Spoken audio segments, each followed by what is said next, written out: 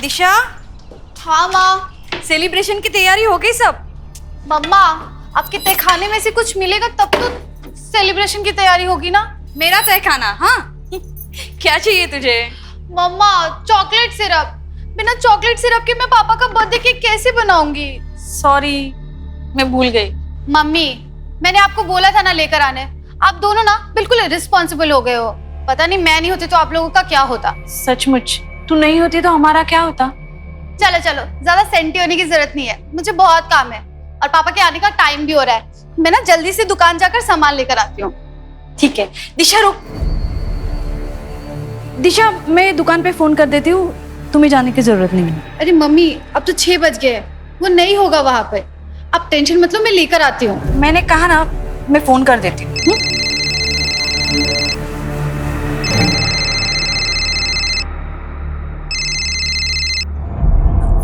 हाँ सुनंदा जी,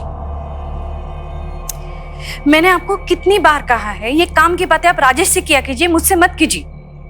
और मेरे आके गिड़गिड़ाने से क्या होगा? नहीं, अभी राजेश घर पे नहीं है। हाँ, आप बाद में फोन कीजिए। देखो दिशा, दिशा,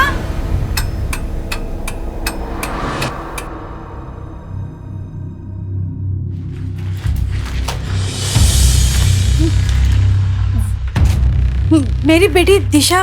दिशा कौन? मेरी बेटी वो।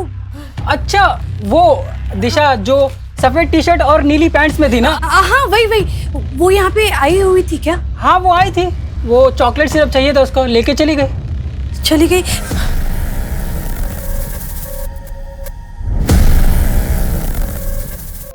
दिशा, राजेश, राजेश, वो दिशा, दिशा। अरे क्या हुआ, चिल्ला क्यों रही हो? दिशा, राजेश दिशा कहीं मिल नहीं रहे हैं, मुझे बहुत डर लग रहा है राजेश। मिल नहीं रही मतलब?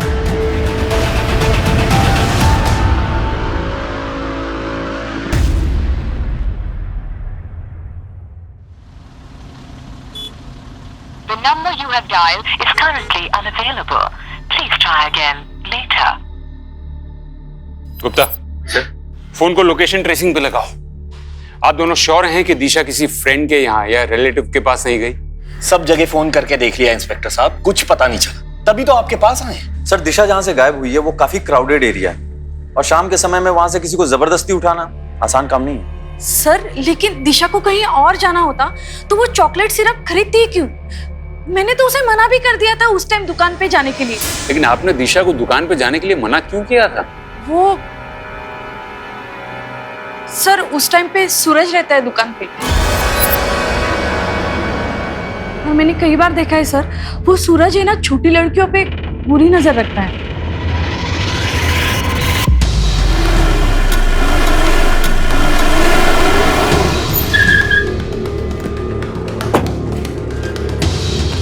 सूरज? नहीं मैडम, वो तो मेरे यहाँ काम करता है। आज सुबह में उसका फोन आया था कि उसे कुछ काम है, इसीलिए 1-2 दिन दुकान पे नहीं आएगा।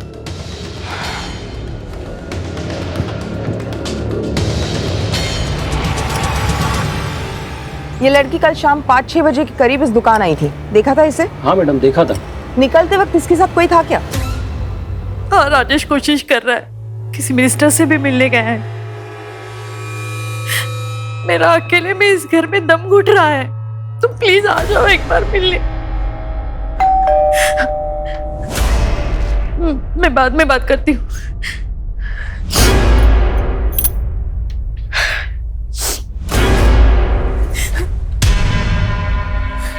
सुनंदा जी, आप? प्रीति, मैंने दिशा के बारे में सुना, इसलिए। आपने सुना ना, तो आप समझ सकते हैं हम किस दौर से गुजर रहे हैं। देखिए, मुझे अभी किसी से नहीं मिला। जानती हूँ बुरा वक्त है, इसलिए तो दर्द बांटने आई हूँ। मैं आप लोगों के लिए टिफिन लेके आई हूँ। अगर बुरे वक्त में रिश्तेदार काम नहीं आएंगे तो कब आएंगे? और आप घबराइए मत, मैंने मन्नत मांगी, हमारे परिवार के साथ फिर से ऐसी कोई अनहोनी नहीं होगी। सर, आज ये छुट्टी लेकर गली की लड़कियों के साथ रंगोली बना रहा था। तो इसमें मैंने कौन सा क्राइम कर दिया? काम से ज्यादा लड़कियों पे ध्यान रहता है ना तेरा। कल दिशा का पीछा क्यों किया था? दिशा? कौन दिशा साहब? चल बता, तू किराने की दुकान पे काम करता है ना? जी साहब। तो सरसों का तेल अच्छा होता है या फिर सोयाबीन का? अरे साहब, आप लोग वो प्रीति मैडम की बेटी की बात कर रहे हैं ना? जी हाँ, मैं कल उसके पीछे गया था। वो चॉकलेट सिरप लेने आई थी तो मुझे लगा उसका बर्थडे है, मैं उसको चॉकलेट देने गया था। रोड तो सीधा ही था साहब, पर वो पता नहीं कहाँ गायब हो गई, कहीं दिखी नहीं मुझे। और तू 15 मिनट तक उसे ढूंढता रहा? साहब, अगर आपको यकीन नहीं हो रहा है तो उस फोन वाले से पूछ लीजिए ना। फोन वाला? हाँ साहब, दिशा जब दुकान पे आई थी तो वो पूरे टाइम किसी से फोन पे ही बात कर रही थी। हाँ ठीक है, हाँ हाँ ओके, हाँ यू डोंट वरी, बस मैं निकल रही हूँ। हाँ हाँ ओके। गुप्ता, 12 घंटे हो गए लेकिन अभी तक फिरौती के लिए कोई फोन नहीं है। पर सर, दिशा का अगर अपहरण हुआ होता तो मार्केट में कोई तो दिखता। सर, फोन स्विच ऑफ है तो लोकेशन ट्रेस नहीं हो पाएगी, लेकिन दिशा के कॉल रिकॉर्ड्स मंगवाए। मतलब अगर सूरज सच कह रहा था तो वो फोन कॉल? स्वाति, तुम फोन के सर्विस प्रोवाइडर को इन्फॉर्म करो और उनको बोलो कि मैटर अर्जेंट है। Right sir. Gupta, yes sir. एक बात तो साफ है, दिशा ने दुकान से चॉकलेट सिरप लिया था, मतलब वो घर ही जा रही थी। या तो उस फोन कॉल ने दिशा का प्लान चेंज किया है, या तो मार्केट में उसे कोई मिला है जो उसे कहीं और ही ले गए। सर, मैं दिशा के दोस्तों से पूछताछ करता हूँ। जरूरी नहीं कि दोस्त ही हो, कोई रिश्तेदार भी हो सकता है, कोई ऐसा जो उसे बहुत करीब से जानता हो। लेकिन अगर वो दिशा के पैसे नहीं चाहता तो दिशा से चाहता क्या है?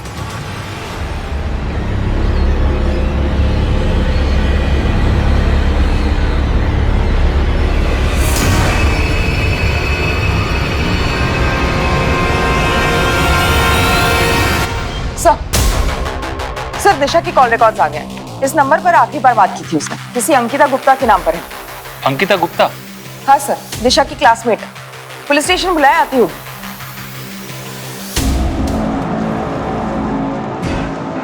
अंकिता गुप्ता, तुम दिशा की क्लासमेट हो?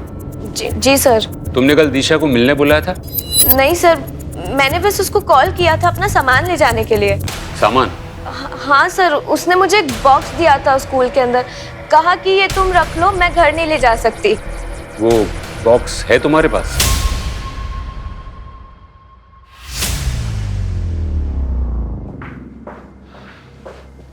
देखो अंकिता, दिशा मुसीबत में है। अगर तुम उसके बारे में कुछ भी जानती हो, वो किसी लड़के से मिलती हो या उसके घर से भागने के प्लान्स हो। नहीं सर, दिशा अपनी फैमिली को बिना बताए शहर से बाहर कभी नहीं जाएगी। जब से उसकी दादी गायब हुई है, उसके मन में एक डर सा बैठ गया है। दादी गायब हो गई? हाँ सर, दिशा ने बताया था एक दिन स्कूल के अंदर कि उसकी दादी एक दिन अचानक से गायब हो गई और पुलिस ने काफी ढूंढने की कोशिश करी, पर उनका आज तक कुछ पता नहीं चला। हाँ, मेरी माँ 8 साल पहले लापता हो गई थी। वो शांति वृद्धाश्रम की ट्रस्टी थी, वहीं चैरिटी के लिए पैसे देने जा रही थी और रास्ते से गायब हो गई। लेकिन दिशा के बारे में छोड़कर आप ये सब क्यों पूछ रहे हैं? क्योंकि मिस्टर सोनी, दिशा भी आपकी माँ की तरह अचानक रास्ते से गायब हो गई। मिस्टर सोनी, मुझे बताइए, उन दिनों में आपको कोई फिरौती के लिए फोन कॉल आया था? दिशा को गायब हुए 24 घंटे होने वाले, अभी तक फिरौती के लिए कोई फोन कॉल नहीं आया। दिशा के कॉल रिकॉर्ड से भी हमें कुछ पता नहीं चला है। अब तक की छानबीन से तो ऐसा लगता है मिस्टर सोनी के दिशा अपनी मर्जी से कहीं गई। नहीं सर, दिशा ऐसी लड़की नहीं थी, वो सब कुछ मुझसे शेयर करती थी। मिस्टर सोनी, ये दिशा का कुछ सामान है जो उसने उसकी क्लासमेट अंकिता गुप्ता के यहाँ रखा था। क्या ये सामान दिशा का है? सर, इस ब्रांड का परफ्यूम दिशा यूज ही नहीं करती थी। और ये दवाई तो दिल की बीमारी की दवाई है, ये दिशा के पास कैसे आई? लेकिन सर, हमारे फैमिली में ये दवाई कोई यूज ही नहीं करता है। इसका मतलब आप दोनों को जरा भी आइडिया नहीं कि दिशा के पास ये सब सामान कहां से आए? मिसेस सोनी, आप भली ऐसा मानती हो कि दिशा आपसे कुछ भी नहीं छुपाती थी, लेकिन दिशा की जिंदगी में डेफिनेटली ऐसा कुछ चल रहा था जिसके बारे में ना तो उसके दोस्तों को पता था और ना ही आप दोनों को। दिशा को तो ढूंढ नहीं पा रहे, माँ के पीछे पड़े हुए हैं, पता नहीं क्यों। अब आप कहाँ जा रहे हो? अब हर चीज क्या तुमसे पूछ के करनी पड़ेगी? ऑफिस में क्लाइंट्स बैठे हुए हैं, उनके पास जा रहा हूं। तुम टैक्सी लेकर घर आ जाना।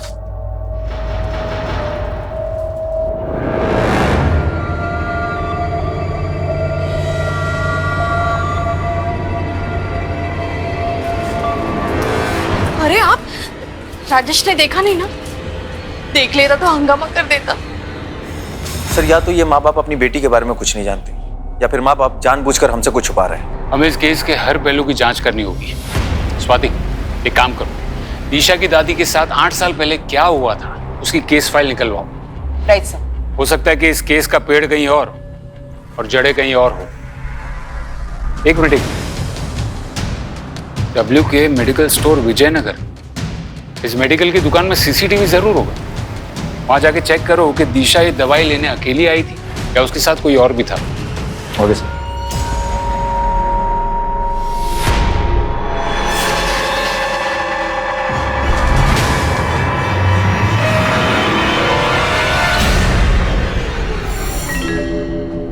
हाँ सर, यही लड़की थी। ये मुझे इसलिए याद है क्योंकि उसने दवाई खरीदी नहीं बल्कि चोरी करके भागी थी ये।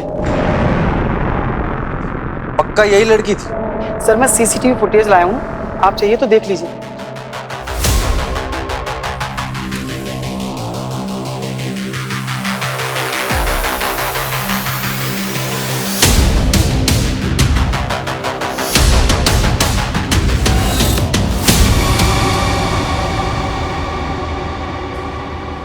ठीक है, आप जा सकते हैं। जी सर। सर दिशा तो अच्छे घर से, फिर उसे दवाई चुराने की क्या जरूरत थी? प्रीति जी ने कहा था कि उनके परिवार में किसी को दिल की बीमारी नहीं है। हो सकता है कि दिशा ने किसी के कहने पर दवाई चुराई हो। लेकिन सर अगर दिशा किसी और के लिए दवाई चुराती तो अंकिता के पास क्यों रखती? सिर्फ वो दवाई नहीं, उस बॉक्स में जो जो मिला है हो सकता है दिशा ने वो सब चुराया। मानो जैसे दिशा एक दोहरी जिंदगी जी रही थी, एक जिंदगी अपने माँ बाप और दोस्तों के लिए और दूसरी ये वाली। दिशा को अगर ढूंढना हो तो उसकी लाइफ में एग्जैक्टली क्या चल रहा था उसका पता लगाना हो। पुलिस समझ चुकी थी कि दिशा ऐसी ही किसी महत्वाकांक्षा को लेकर अपने ही घर में 2 जिंदगियां जी रही है, एक आइडियल बेटी बनने की और दूसरी वो जो उसने सबसे छुपा रखी थी। और दिशा के गायब होने के पीछे के रहस्य को उजागर करने के लिए पुलिस को दिशा के हर राज के बारे में पता लगाना जरूरी हो गया था। क्या दिशा के इस राज के बारे में कोई नहीं जानता था, या फिर कोई था जो जानकर भी अनजान बना हुआ था?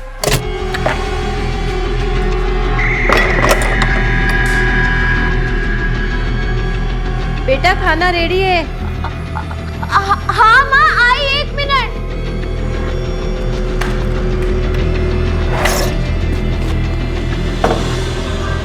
ओके सर, साइबर टीम से कॉल आया था। कुछ देर पहले दिशा का फोन स्विच ऑन हुआ है। लोकेशन?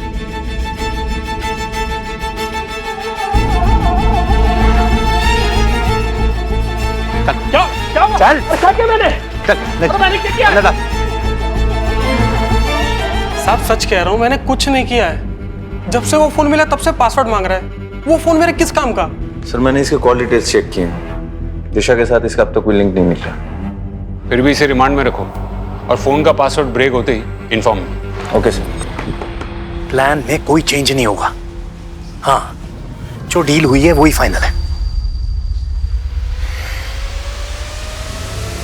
सर दिशा का फोन अनलॉक हो गया, बाकी सारे रेगुलर मैसेज है, लेकिन ये मैसेज है जो 15 दिन पहले आया है। उनका मैसेज? Yes sir. दिशा ने एटीएम से 50,000 रुपए निकाले? सर दवाई की दुकान में चोरी होने के ठीक अगले दिन दिशा ने ये पैसे निकाले। पर दिशा को इतने सारे पैसों की क्या जरूरत पड़ी होगी? गुप्ता, तुम एक काम करो, एटीएम का सीसीटीवी फुटेज चेक करो जल्दी। Yes sir.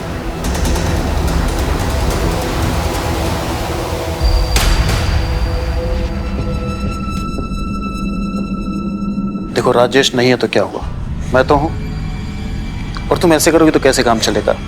संभालो अपने आप को। मैं आ गया हूं ना, सब संभाल लूंगा। साले कमीने, तुझे मना किया था ना यहाँ आने के लिए, फिर तेरी हिम्मत कैसे हुई मेरे घर में आने? राजेश, भैया को छोड़ दो। भैया को मैंने बुलाया था। तू पहले ही मेरा लाखों का नुकसान करा चुका है, अब क्या लेने आया है यहाँ? हेलो इंस्पेक्टर साहब, 50,000? एक सेकेंड, प्रीति, तुम्हारा और दिशा का जो जॉइंट अकाउंट है उसका एटीएम यूज करके दिशा ने 50,000 निकाले। हाँ, निकाले तो है।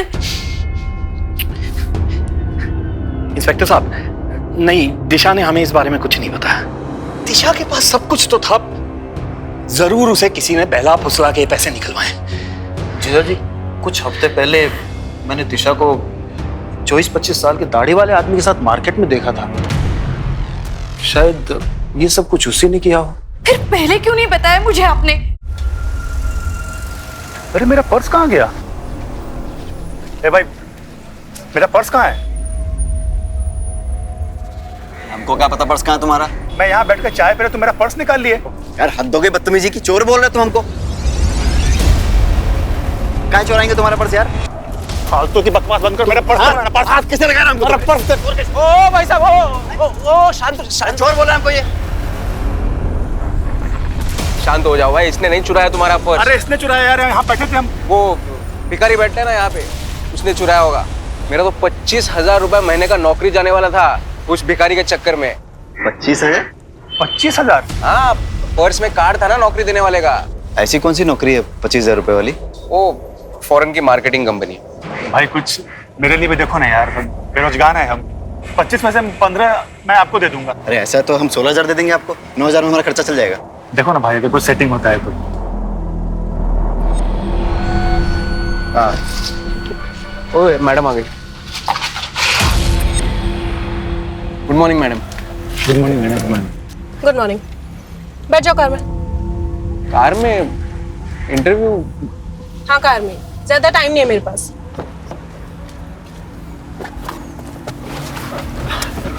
Hello ma'am. मैडम मेरा नाम भूषण है और ये रहा मेरा सीवी।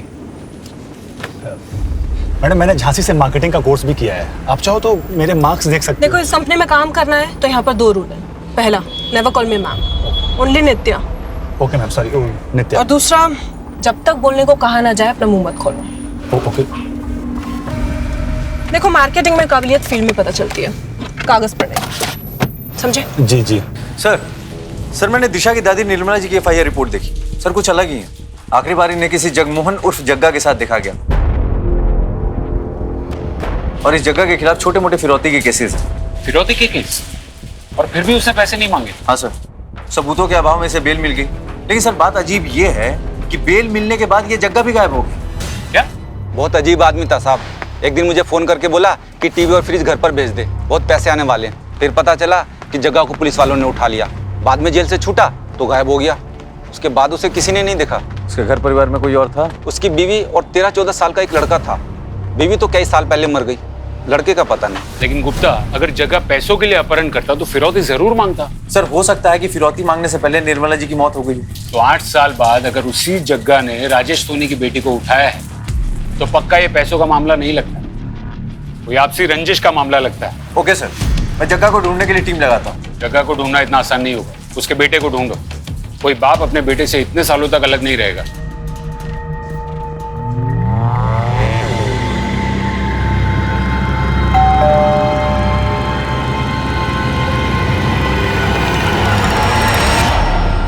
मैडम, दुकान पे कोई नहीं था तो मैंने सोचा मैं ही पार्सल लेके आ जाता हूँ।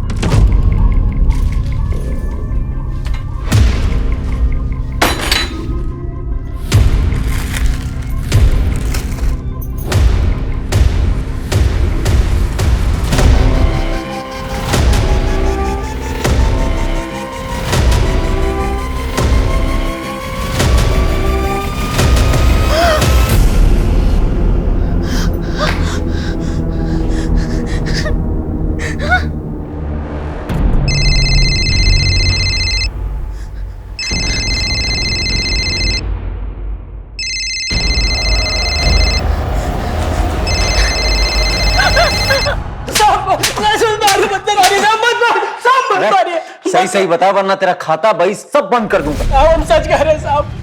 साहब हमने कुछ नहीं किया। कुछ नहीं किया? साहब दुकान में तो सामान हम नहीं डाला था थैले में। लेकिन जब हम रास्ते में जा रहे थे तो एक बाइक वाला टकरा गया। सामान गिर गया, उसने फिर वापस थैले में डाला। साहब उसने कुछ हेरा फेरी की होगी तो हमें क्या पता साहब। बाइक वाले की शक्ल याद है? हाँ नहीं साहब, वो हेलमेट पहना था। सर पूरी प्लानिंग के साथ किया है सर। पहले दिशा की उंगली काट के भेजी और उसके बाद फिरौती के लिए सुनंदा जी के मोबाइल पे कॉल।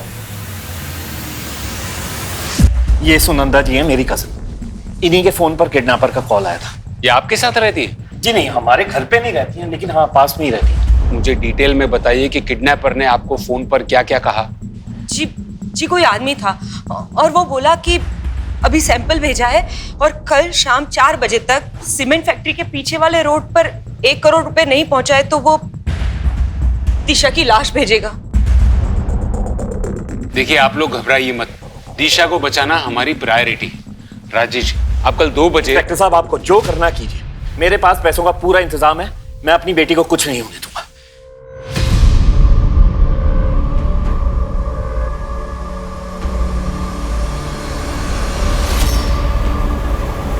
सर आखिर ये केस फिरौती का ही निकला सर, लेकिन किडनैपर बहुत होशियार है, हर चीज प्लान कर रहा है, तभी तो उसने फिरौती के लिए इतनी देर बाद फोन किया। कुत्ता, कल कितनी भी प्लानिंग, तुम सबको इन्फॉर्म कर दो कि हमें कल किसी भी हाल में दिशा को बचाना है।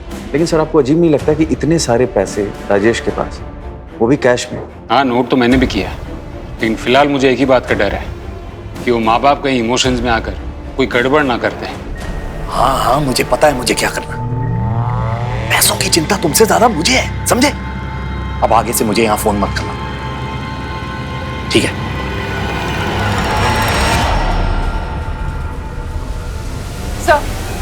सर टीम रेडी है। राजेश को मैंने सब कुछ समझा दिया था कल, फिर भी वो टाइम पर नहीं आया और कब से घर पे फोन कर रहा हूँ, कोई फोन भी नहीं उठा रहा है। लगता है कुछ गड़बड़ है। गाड़ी निकालो।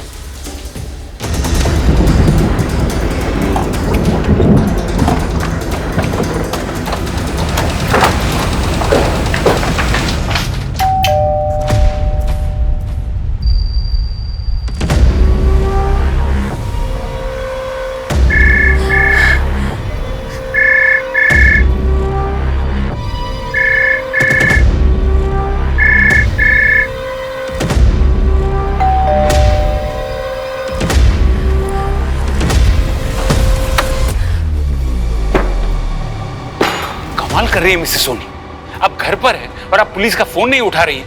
और राजेश कहाँ है? वो सर। देखिए प्रीति जी, अगर आप पुलिस से कोई भी बात छुपाएंगी तो हम दिशा को नहीं बचा पाएंगे। अरे जरा तो समझिए, जो इंसान दिशा की उंगली काटकर भेज सकता है वो दिशा के साथ कुछ भी कर सकता है। सर राजेश सुनंदा दी के साथ किडनैपर को पैसे देने गया है। पर टाइम तो 4 बजे का था ना। हाँ, पर वो प्रीति, राजेश ये देखो क्या हुआ, कोई मैसेज आया है किसी और नंबर से। क्या मैसेज है, पढ़ो ना। लिखा है पुलिस के पास गए थे, अगर दिशा जिंदा चाहिए तो पुलिस को बिना बताए राजपुर के जंगल के अंदर वाले कुएं के पास आज दोपहर 2 बजे तक आ जाओ। अब क्या करें? अरे क्या करेंगे, वही करेंगे ना जो वो चाह रहे हैं, पैसे देंगे और दिशा को छुड़वाएंगे। नहीं नहीं नहीं, मैं तो कहती हूँ हमें पुलिस के पास जाना चाहिए, कहीं वो लोग हमारे साथ ही कुछ। अरे कुछ नहीं करेंगे वो, उन्हें पैसों से मतलब है बस। आप तैयार रहिए, बाकी मैं संभाल लूंगा। कोई नहीं संभाल पाएगा मिसेस सोनी। किडनैपर्स ने पहले सुनंदा जी को फोन किया, हमने फोन टैप किया तो उसने एसएमएस की। कोई तो है जो किडनैपर को खबर दे रहा है, लेकिन आप घबराइएगा नहीं। सर मुझे सुनंदा जी के लिए फिक्र नहीं हो रही है, उनकी वजह से फिक्र हो रही है। मुझे डर है कि ये सब सुनंदा जी कर रही है। पर वो ऐसा क्यों करेंगी? क्योंकि सुनंदा जी का बेटा विशाल राजेश की फैक्ट्री में काम करता था, एक एक्सीडेंट में उसकी मौत हो गई। तब से सुनंदा दी राजेश के पास उसके मौत का हर्जाना मांग रही है। और राजेश ने अभी तक पैसे नहीं दिए। सोनी, आपने ये बात हमें पहले क्यों नहीं बताई? सर मुझे पहले शक था, पर यकीन नहीं हो रहा था सर।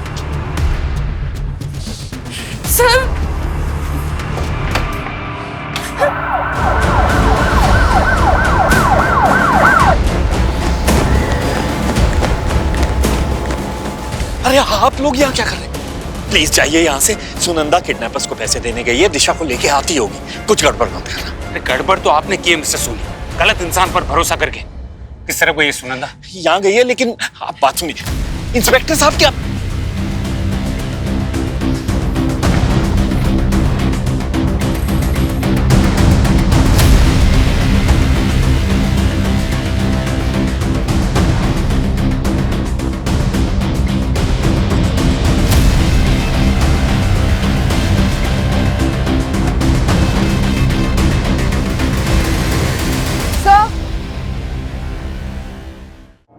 देखो टैलेंट तो इंडिया में भरा पड़ा है, लेकिन अगर इस इंडस्ट्री में आगे बढ़ना है तो बंदे को सिर्फ टैलेंटेड नहीं स्मार्ट भी होना चाहिए।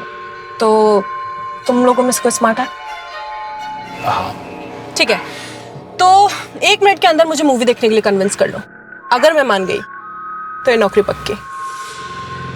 मुझे क्या लगता है नित्या कि आपको ना हमारे लिए नहीं बल्कि अरमान कपूर के लिए इस फिल्म को देखना चाहिए, क्योंकि उसकी आखिरी फिल्म आने से पहले ही बेचारा चल बसा, तो उसको एक ट्रिब्यूट देना बनता है। हा? आपको क्या लगता है? और अगर मैं बोर हो गई तो हम है ना, हम आपको एंटरटेन कर देंगे। हम बहुत अच्छा एंटरटेनमेंट करते हैं। ठीक है, मूवी तो नहीं लेकिन एक ड्रिंक के लिए जरूर कन्विंस कर लिया। शातिर रहे ये लोग, ये जानते थे कि हम सुनंदा के जरिए उन तक पहुंच जाएंगे, इसलिए उन्होंने सुनंदा को ही मार दिया। सर, राजेश और प्रीति दोनों को अब तक किडनैपर्स की कॉल नहीं आए। पैसे लेने के बाद भी किडनैपर्स ने अब तक दिशा को छोड़ा नहीं। ये बड़े बिजनेसमैन हर चीज को डील समझते हैं क्या? एक हाथ लो दूसरे हाथ दो। राजेश की छोटी सी गलती की वजह से वो किडनैपर्स निकल गए। सर, सारे चेक पोस्ट को इन्फॉर्म कर दिया है। शहर से बाहर जाने वाली जितनी भी गाड़ियां हैं सबकी चेकिंग चल रही है। गुप्ता, वो जानते हैं कि चेकिंग होगी, वो लोग शहर छोड़कर नहीं जाएंगे। सर, सुनंदा का फोन मिला है। उसके फोन पे किसी गोकुल नाम के आदमी का हर 2-3 दिन में फोन आता था। आज दोपहर 1 बजे भी आया। सर, उसकी कॉन्टैक्ट पे उसका फोटो सेव्ड है। दाढ़ी वाला आदमी है, शायद 30-35 साल का होगा। साहब, थोड़ी देर पहले मैंने देखा था उसको। ये रहा गोकुल का घर। भागने की कोशिश कर रहा था। गलत समझ रहे हैं साहब आप। गलत समझ रहा हूँ? हाँ। चल तुझे सही समझाता हूँ। चल। अरे चल चल तो रहा हूँ साहब। है चल रहा हूँ। तेरी पूरी कुंडली निकाली हमने। सच सच बता, दिशा कहाँ है? साहब, मुझे नहीं मालूम आप किस दिशा के बारे में बात कर रहे हो। तो तुझे तो ये भी नहीं पता होगा कि तेरा ये पैर कैसे टूटा।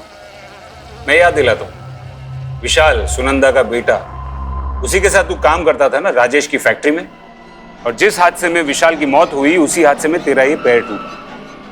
तेरे पड़ोसी को तेरी सारी खबर है, और राजेश ने मुआवजा नहीं दिया, इसलिए तूने और सुनंदा ने मिलकर दिशा को अगवा कर लिया। साहब, जब उसने अपनी कजिन बहन के लिए कुछ नहीं किया तो मुझे क्या देगा वो?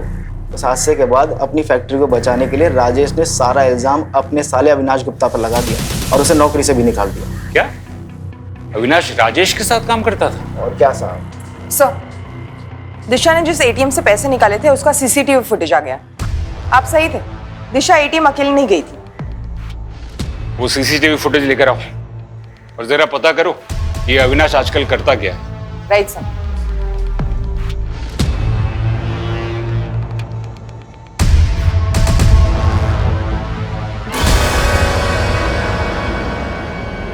गीता, दिशा ने पहले तुम्हें वो बॉक्स दिया और फिर 50,000 रुपए। आखिर तुम्हारे और दिशा के बीच चल क्या रहा था? सर, दिशा ने वो पैसे सिर्फ रखने के लिए दिए थे और कुछ भी नहीं। समझो अंकिता, अगर तुम्हारा इस बात से कोई लेना देना नहीं है तो ये केस बार बार घूमकर तुम पर ही क्यों आ जाता है? क्योंकि सर दिशा और मैं बेस्ट फ्रेंड्स थे। वो मुझसे अपनी सारी बातें शेयर करती थी। कुछ दिन पहले तो वो मेरे घर पर भी आई थी। काफी परेशान थी सर वो। क्या हुआ है दिशा तुझे? पहले तो तू इतना बात करा करती थी, अब तू बात ही नहीं करती है। देख, मैं तुझे सब बताऊंगी, बस तू मेरा एक काम कर दे। मैं तुझे 50,000 दूंगी, मेरे लिए एक टैब बुक कर देगी? लगता है दिशा को कोई ब्लैकमेल कर रहा था। वो टैब, अंकिता, तुमने कितने दिन पहले ऑर्डर किया था वो टैब? सर, 2 हफ्ते पहले। गुप्ता, तुम वो ऑनलाइन साइट से कांटेक्ट करो। बॉस की गाड़ी पे ही पत्थर मार दिया। क्या बात है, बहुत खूब। अरे तो इसमें क्या है, मैं भी तो अपनी गर्लफ्रेंड के मुंह पर ऐसे कोल्ड ड्रिंक फेंक करके आ गया था। ओहो, इतनी डरे। मित्ता मैडम, अब चलो ना, बहुत टाइम हो गया। अरे, जब बॉस एंजॉय कर रही है तो तुम्हें क्या जल्दी है? चुपचाप बैठे रहो। मैं जरा होके आता हूँ।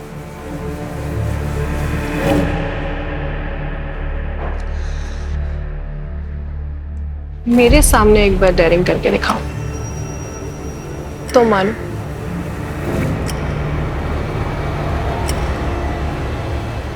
किडनैपर ने पैसे भी दिए और दिशा को भी नहीं छोड़ा।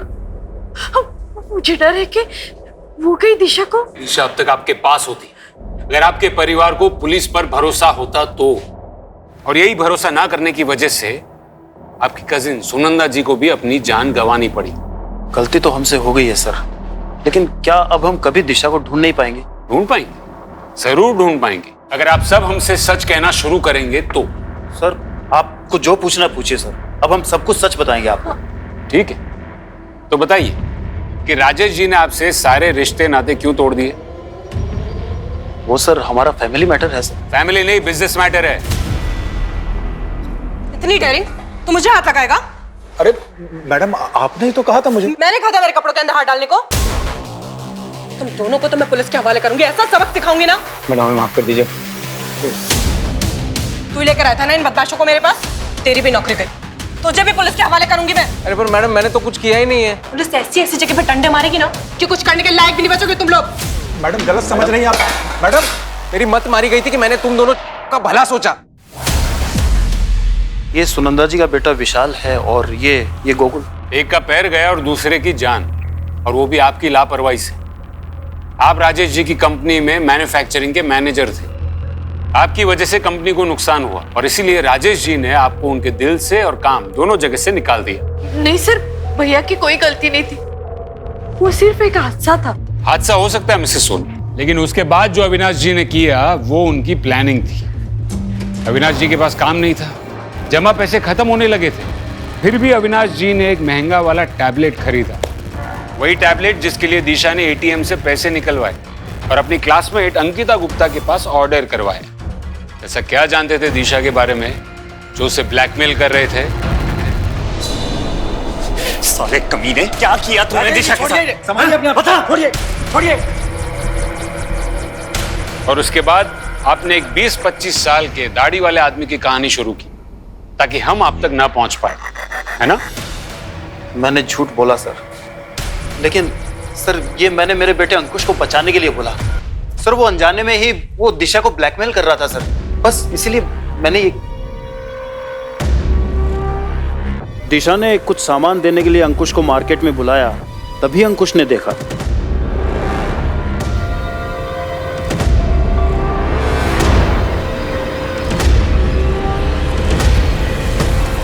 अरे अंकुश, तो इतनी जल्दी आ गया?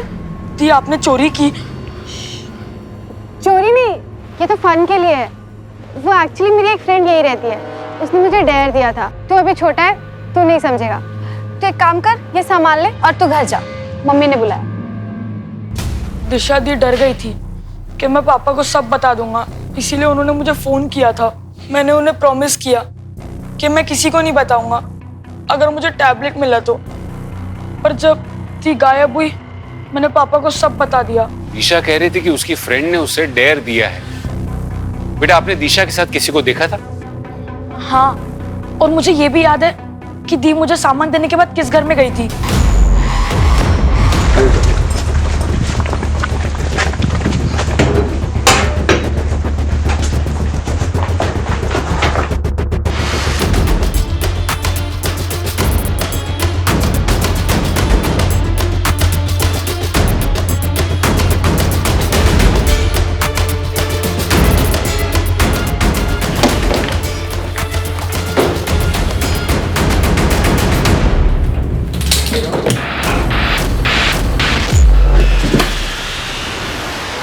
स्वाति,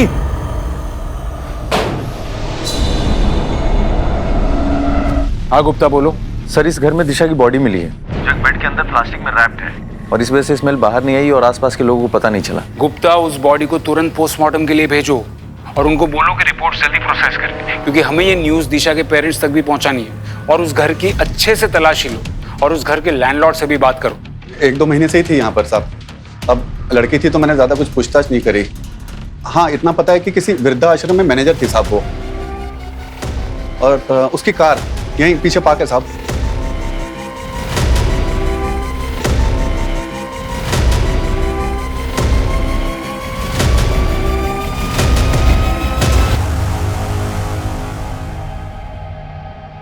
पुलिस ने इस केस की जांच हर पहलू से की, लेकिन किडनैपर्स का फिरौती के लिए लेट कॉल आना, पैसा मिलने के बाद भी दिशा को ना छोड़ना पुलिस के दिमाग में संदेह पैदा कर रहा था। इस केस को सॉल्व करने के लिए पुलिस को उन सभी रहस्यों को खोलना था जो खुद दिशा के करीबी पुलिस से छुपा रहे थे। I am sorry Mrs Soni, लेकिन पोस्टमार्टम के मुताबिक जिस दिन दिशा का किडनैप हुआ उसके अगले ही दिन उसका मर्डर हो गया था। क्या? कमाल है मिस्टर सोनी, आप क्यों चौंक गए? और आपका चेहरा देखकर तो लगता है कि आप तो पहले से बहुत कुछ जानते थे। शांति वृद्धाश्रम, नाम याद है कि वो भी भूल गए? जानता हूँ, एनजीओ है, मेरी माँ ने शुरू किया था, मैं भी ट्रस्टी हूँ इसमें, लेकिन आजकल टाइम नहीं मिलता इसलिए जा नहीं पाता। अच्छा, टाइम नहीं था, फिर भी अपने एनजीओ के लिए इस लड़की को हायर किया, और यही लड़की आपकी बेटी का अपहरण करती। ऐसे बिना सबूत के आप मुझ पे इल्जाम कैसे लगा सकते हैं? सबूत है ना, आपके बैंक डिटेल्स और वो 1.5 करोड़ रुपए जो आपने बैंक से लिए थे लोन पे, दिशा का अपहरण होने के 1 हफ्ते पहले, वो भी गारंटी के साथ। मानो जैसे आपको तो पता ही था कि दिशा किडनैप होने वाली है। इंस्पेक्टर साहब, वो पैसे तो मैंने अपनी एक बिजनेस डील के लिए लिए थे। Business deal? कैसी बिजनेस डील? मैं आप लोगों के साथ शेयर नहीं कर सकता। ठीक है, मत कीजिए शेयर, लेकिन एक बात याद रखिए, दिशा के मर्डर केस में प्राइम सस्पेक्ट आप ही हैं। मेरी कंपनी में एक हादसा हुआ था जिसमें सुनंदा के बेटे की डेथ हो गई थी। फिर इंस्पेक्शन ऑफिसर्स ने मेरे माल को लो क्वालिटी बताकर मेरा लाइसेंस कैंसिल करने के लिए कहा। उन्हीं ऑफिसर्स को रिश्वत देने के लिए मैंने लोन लिया था। तो फिर इस लड़की का इस पूरे बात से क्या कनेक्शन? इंस्पेक्टर साहब, ये लड़की भले ही मेरे एनजीओ में काम करती हो, लेकिन मैं इसे नहीं जानता हूं, सच में। ये एनजीओ के लिए मार्केटिंग वालों को क्यों हायर कर रही थी? सर, इस बात पे तो मुझे भी डाउट है। सर, इसमें उसका एड्रेस मेंशन है, अगर आप कहें तो मैं पता लगाऊं। चल के खत्म कर देते हैं उस नित्या को। हम तीनों को बचाने के लिए उसको मरना ही पड़ेगा। चंद्रेश, ये उस कार्ड में उसका एड्रेस है ना? अरे उसी ने तो बोला वो अकेली रहती है। चंद्रेश, सोचने का वक्त नहीं है। या तो 3 लोगों की जिंदगी बर्बाद होगी, या तो सिर्फ एक। जो करना है अभी करना है। भूषण,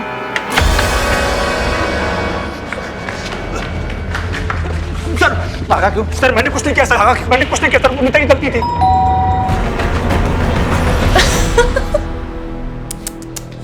मारने आए हो मुझे? अरे यार, पहले बोलना था। काम करो, मारो। सबके सामने मारो। वो देखो कैमरा, तुम तीनों की सारी हरकतें उसमें रिकॉर्ड हो रही है। अरे क्या हुआ, मारो ना। हाँ, देखो अगर मुझे कुछ भी हुआ ना तो पुलिस को सब दिख जाएगा।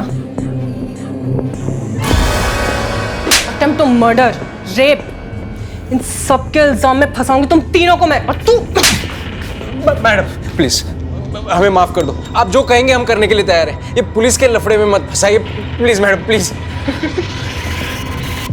साहब, वो नित्या लालची लड़की थी, बोली कि मैं जॉब से तंग आ गई हूँ, मुझे एक साथ ढेर सारा पैसा चाहिए, और एक पैसे वाली लड़की उसकी बहुत बड़ी फैन है, अगर उसको किडनैप कर लिया तो सबकी लाइफ बन जाएगी। तो किडनैप करके पैसे ही चाहिए थे, तो फिर मारा क्यों? साहब, ये मैं नहीं जानता। अरे मुझे और अमित को तो उसने सामान लाने बाहर भेज दिया था, और जब वापस लौटे तो नित्या बोली कि लड़की गलती से मर गई है, तुम दोनों कहीं जाकर छिप जाओ होटल या लॉज में। फिर कुछ दिनों के बाद वो पैसा लेकर के आई और बोली कि तुम लोग गांव निकल जाओ यहाँ से। तो पैसे कहाँ हैं और वो लोग कहाँ हैं? पैसे तो उसने बोला कि जब ये मामला ठंडा हो जाएगा तो उसके बाद तुम्हें मिल जाएंगे। और अमित तो जयपुर निकल गया, और नित्या चंद्रेश को लेकर पता नहीं कहाँ चली गई, शायद मुंबई, नहीं पुणे चली गई थी।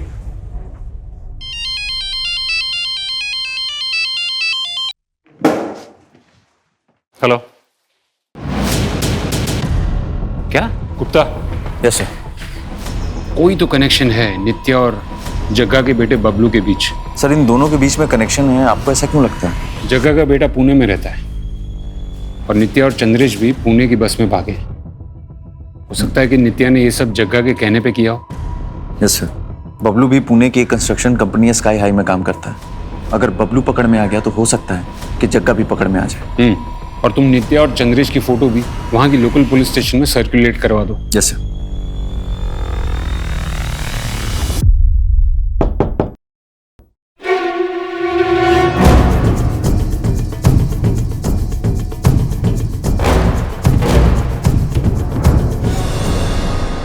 दिशा को किडनैप करने से लेकर उसे मारने तक की सारी प्लानिंग तेरी थी ना?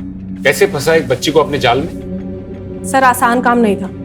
मैं जब उस पर नजर रख रही थी तभी समझ गई थी कि लड़की को डेयरिंग पसंद है, बस अपने माँ बाप के डर से कुछ करती नहीं है। 1-2 बार मॉल में उससे टकराकर सॉरी बोलने के बहाने मैंने उससे दोस्ती कर ली। दिशा, ये दुनिया कायरों की नहीं डेयरिंग वालों की होती है। लाइफ का हर एक पल इम्पोर्टेंट होता है, और जो लूजर्स होते हैं ना वो सिर्फ सोचने में टाइम वेस्ट करते हैं, और हम जैसे विनर्स जो होते हैं वो करने में। अब तो डिसाइड कर ले, तुझे विनर बनना है या लूजर? और फिर कुछ दिनों बाद मैं उसकी फेवरेट हो गई। जैसा कहती थी वो वैसा ही करती थी। अरे दिशा, अरे नित्या दीदी यार, सुनना, मुझे तुझसे कुछ काम है, मेरे साथ चलना 5 मिनट। पर मुझे तो पापा का बर्थडे केक बनाना। अरे बस 5 मिनट की बात है, चलना यार। ओके चल आजा। जब पैसे मिल गए थे तो सुनंदा को क्यों मारा? सर पीछे कोई सबूत नहीं छोड़ना था। बता दिशा कहाँ है? छोड़ो।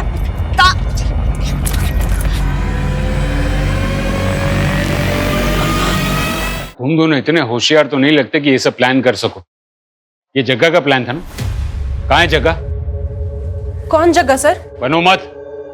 जग्गा ने 8 साल पहले राजेश की माँ को उठाया था और अब उसकी बेटी को, और तुम दोनों जग्गा के बेटे बबलू के घर से ही पकड़े गए हो। जग्गा मर चुका है साहब। राजेश ने अपनी माँ को मारने के लिए जग्गा को कॉन्ट्रैक्ट दिया था, मगर काम पूरा होने के बाद राजेश पलट गया। उसने धोखे से जग्गा को मार डाला। और तुम्हें ये सब कैसे पता? मैं ही हूँ जग्गा का बेटा, चंद्रेश उर्फ बबलू। बबलू? मतलब तूने ये सब जग्गा की मौत का बदला लेने के लिए किया? हाँ, पर ये सब मैं अकेले नहीं कर सकता, इसलिए मेरी गर्लफ्रेंड नित्या ने मेरी मदद की। पर उसे ऐसा लग रहा था मैं सब पैसों के लिए कर रहा हूँ। और तूने नित्या का इस्तेमाल करके उन दोनों को फंसाया। बदला बलि मांगता है साहब। मैं किसी भी कीमत पर राजेश की तबाही देखना चाहता था। आप जो सजा देना चाहते दीजिए, मुझे कोई अफसोस नहीं। अरे इंस्पेक्टर साहब, वो एक मुजरिम है, उसने कहा और आपने मान लिया। और कितना झूठ बोलोगे? जायदाद के लिए अपनी माँ को मरवा दिया और उसकी सजा मिली मेरी बेटी को। अब कोई रास्ता बचा नहीं तुम्हारे पास। सीधे सीधे बता दो कि जग्गा और तुम्हारी माँ की बॉडी को कहाँ ठिकाने लगाया है। जग्गा को मैंने टिंचा फॉल से धक्का दिया था और माँ को। राजेश ने लालच में आकर कई साल पहले अपनी मां और जग्गा की जान ली। जिस राजेश के लिए पैसों का मोल अपने परिवार से भी ज्यादा था, वही लालच अनजाने में उसकी बेटी की मौत का कारण बना। चंद्रेश नफरत की उस खाई में गिरा हुआ था जहां उसे नफरत के अलावा और कुछ नहीं सूझा। लालच और नफरत, ये वो दो नकारात्मक भावनाएं हैं जिनकी दस्तक से ही हमें सतर्क हो जाना चाहिए और इस केस से सबक लेना चाहिए कि सफलता का कोई शॉर्टकट नहीं होता है। भले ही समय लगे, लेकिन ऊंचाई पर सिर्फ कड़ी मेहनत से ही पहुंचा जा सकता है। देखते हैं हमारे आज के एपिसोड की दूसरी कहानी।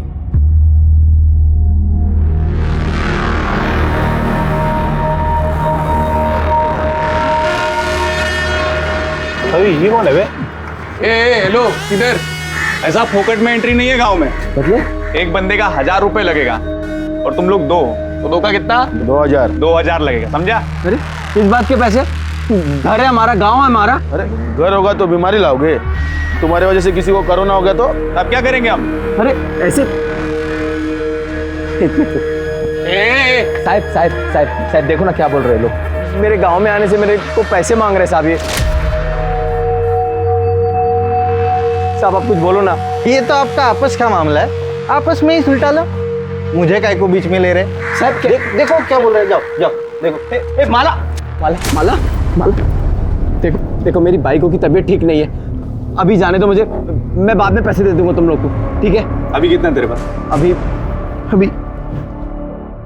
बस ये आखिरी 500 है। हाँ बस ये तेरा एडवांस हो गया, बाकी का हम लोग शाम को लेंगे, समझा? चल अभी 1500 शाम को देना। शेयर करने का तो। ओ भाई कहाँ जा रहे हो? पहले वो मास्क लगाओ, हाथ आगे करो। अरे यार उल्टा वाला। हाँ ये देखो, ये क्या है? स्टैम्प। ये आपका भी हाथ।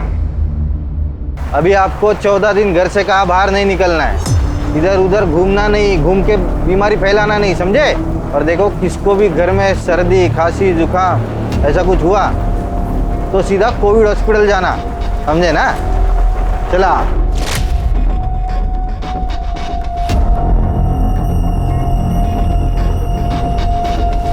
अरे ओ भाई क्या कर रहे हो? अरे साहब बस ऐसे ही बात कर रहे थे। पैसा अकेला ही रखोगे? जबरदस्ती की गुंडागर्दी मचा रखी है। अरे अपने घर में आने की कोई पैसे देता है क्या?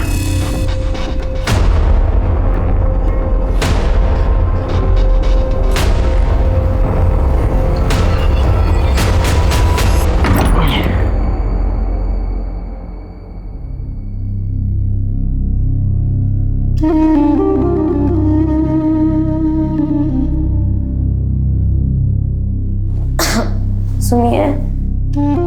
कुछ सोचा है? पड़ोसियों को पता चलेगा तो क्या कहेंगे? अरे तब की तब देखेंगे, अभी तू आराम कर। शाम को उनको पैसे भी देने हैं, कहाँ से लाएंगे? अरे तू क्यों चिंता कर रही है उसके बारे में? मैं हूं ना, मैं सब संभाल लूंगा।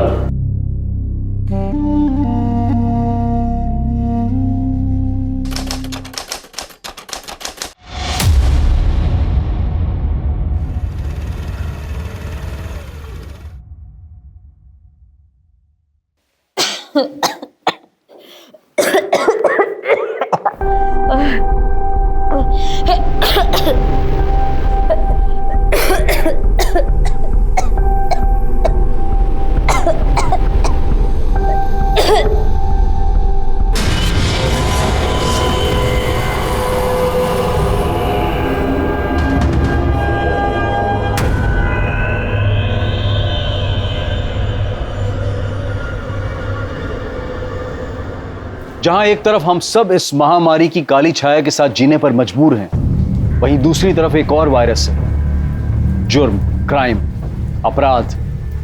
लेकिन इसने इस महामारी के काल में भी एक कदम भी पीछे नहीं हटाया है। राजू और माला बोहिर अचानक आए इस प्रकोप का शिकार थे।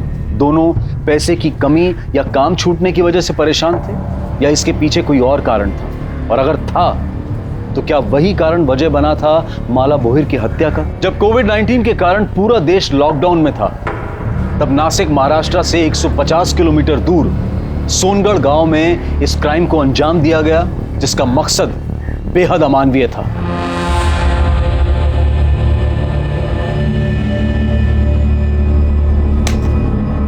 ऐसे तो भूखे मर जाएंगे हम विट्ठल भाऊ, पता नहीं काम कब शुरू होगा। मैं क्या बोलता है विट्ठल भाऊ, गांव चलते हैं, काम शुरू होगा तो वापस आ जाएंगे ना। अरे वहां अपना परिवार है, इधर कौन है देखने वाला? कुछ हो गया ना तो गए हम लोग। जो हुआ सब भगवान की मर्जी थी माला, इसमें हम क्या कर सकते हैं? बस अब ये सोचो कि आगे सब कुछ ठीक हो।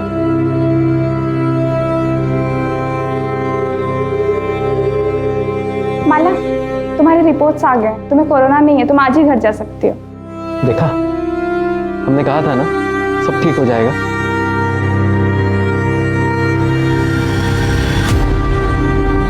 आराम से, तू आराम कर, मैं खाने का इंतजाम करता हूँ। और हाँ, जब तक तेरी तबीयत ठीक नहीं हो जाती ना, रसोई में घुसने की कोई जरूरत नहीं है। रोज रोज कौन मुफ्त में देगा खाना? अरे किसी के घर मांगने थोड़ी जा रहा हूँ, अस्पताल जा रहा हूँ, वो लोग दे रहे हैं। अस्पताल जा रहे हो? हाँ। नहीं, आप मान नहीं जाओगे। हम कहीं और से खाना मंगा लेंगे, लेकिन बस आप बाहर नहीं जाओगे। वहाँ पे बहुत गलत काम होते हैं, आप बाहर नहीं जाओगे। माला मेरी बात, हम पड़ोसियों से ले लेंगे। माला मेरी बात, लेकिन आप बाहर नहीं जाओगे। माला मेरी बात सुन, माला मेरी बात। हमारा बच्चा गिर गया, इसमें अस्पताल की कोई गलती नहीं है। तो बच्चा हमारी किस्मत में ही नहीं था। मैं बच्चे की बात ही नहीं कर रही, मैं अपनी बात कर रही हूँ। उस अस्पताल में मेरे साथ बहुत गलत हुआ था। क्या हुआ था? बोलना माला, क्या हुआ? अस्पताल में डॉक्टर ने मेरे साथ बहुत गलत किया था। मैंने मना किया, उसको बहुत बोला, लेकिन उसने मेरी एक नहीं सुनी।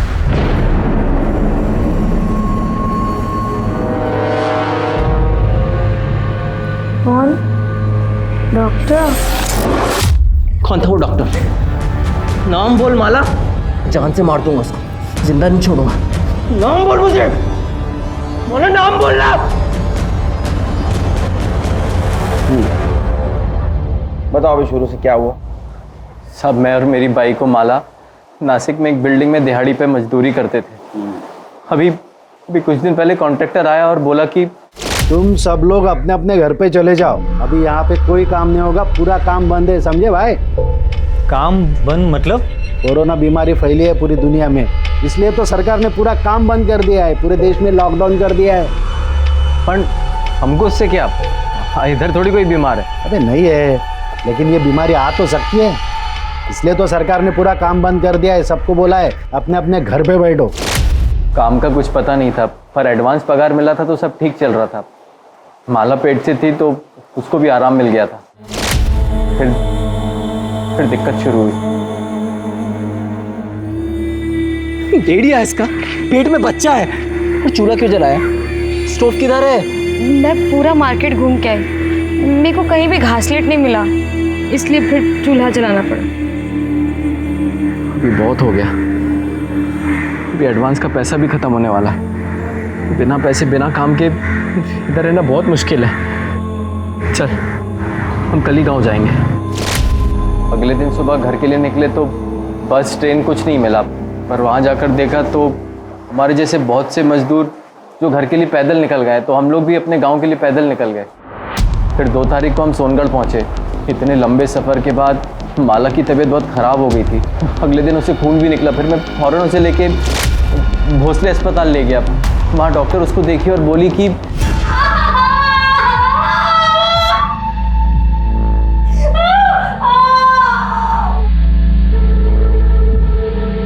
डॉक्टर साहब, माला की तबीयत कैसी है? इतना लंबा पैदल चलने की वजह से प्रॉब्लम हुई है। चेक करना पड़ेगा कि बच्चा ठीक है कि नहीं, और माला को बुखार और खांसी भी है तो कोरोना टेस्ट भी करना पड़ेगा। रिपोर्ट जब तक नहीं आ जाते उसे यहीं आइसोलेशन वार्ड में रुकना पड़ेगा। कोरोना पता है ना? ओह, ऐसी फालतू की बीमारी जिसकी वजह से ये मुंह पे कपड़ा बांधना पड़ता है और जिसकी वजह से हमारा काम धंधा सब बंद हो गया है। फालतू की बीमारी नहीं है, बहुत ही खतरनाक बीमारी है। मैं माला से मिल सकता हूँ? अभी उसे होश नहीं आया है, होश आ जाए फिर मिल लेना, तब तक यहीं पे इंतजार करें। पता चला कि हमारा बच्चा गिर गया। और तो हुआ साहब, पहली औलाद थी हमारी, माला एकदम से टूट गई थी। अभी हम लोग घर जा सकते हैं? नहीं, माला घर नहीं जा सकती जब तक उसके कोरोना टेस्ट के रिपोर्ट नहीं आ जाते। उसे यहीं आइसोलेशन वार्ड में रहना पड़ेगा। और आप भी प्लीज़ घर पे रहिए, क्योंकि अगर उससे हुआ तो आपको भी हो सकता है। उन लोगों ने मुझे अस्पताल में रुकने नहीं दिया। मैं क्या करता, मैं घर आ गया। लेकिन माला वहीं रही 2 दिन, 5 और 6 तारीख को। आज जब उसको घर लेकर आए तब उसने बताया कि वो डॉक्टर ने उसके साथ दोनों दिन जबरदस्ती किया। तुम्हारी बीवी माला को मिलना पड़ेगा। माला, घबराने की जरूरत नहीं है, हम तुम्हारी मदद के लिए यहाँ आए। बताओ, हॉस्पिटल में तुम्हारे साथ क्या क्या? मेरा बच्चा गिरने के बाद मैं 2 दिन हॉस्पिटल में थी, टेस्ट का इंतजार करती थी। उन 2 दिनों में एक डॉक्टर ने मेरे साथ जबरदस्ती की। नाम जानती हो डॉक्टर का? पहचान सकती हो उसको? नहीं। आंख दिया है ना भगवान ने, या आंख बंद करके बैठी थी? अरे बताती क्यों नहीं साहब को कौन हरामी था वो? तू भी मजे ले रही थी हैं? बोल साहब। लेकिन इस तरह से बात करते हैं। विवेन तुम्हारी, देखो माला, ना तो तुम उसको पहचानती हो ना तो उसका नाम जानती हो, उसको पकड़ेंगे कैसे? साहब, वो जो कोरोना में डॉक्टर पहनते ना ऊपर से लेके नीचे तक, उन्होंने वो पहना हुआ था और मुंह पे मास्क भी लगाया हुआ था। मेरे शरीर में जान नहीं थी, लेकिन फिर भी मैंने उसको रोकने की बहुत कोशिश की, लेकिन वो नहीं माना। माला, माला, तुम और कुछ बताना चाहते हो? साहब, तबीयत ठीक नहीं है इसकी। अभी इससे सवाल पूछने की जगह उस डॉक्टर को पकड़ो ना आप। सर, मुझे यकीन नहीं हो रहा।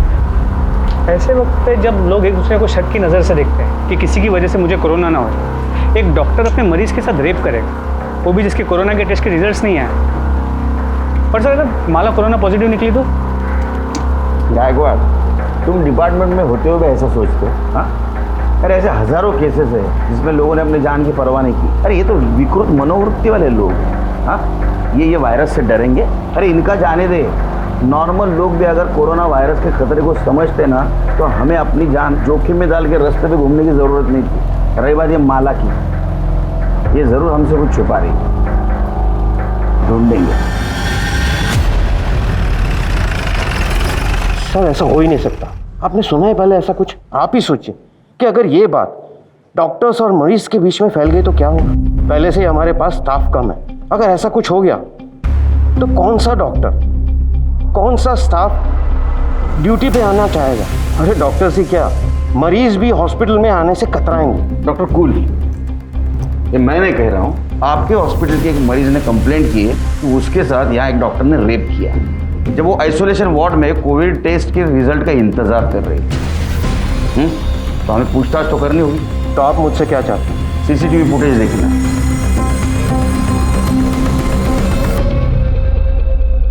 ये तो आपको पता ही होगा कि वुमेन आइसोलेशन वार्ड में सीसीटीवी कैमरा नहीं होता। तो हमारे पास 5 और 6 तारीख की लॉबी और पैसेज की फुटेज है जो आप देख रहे हैं।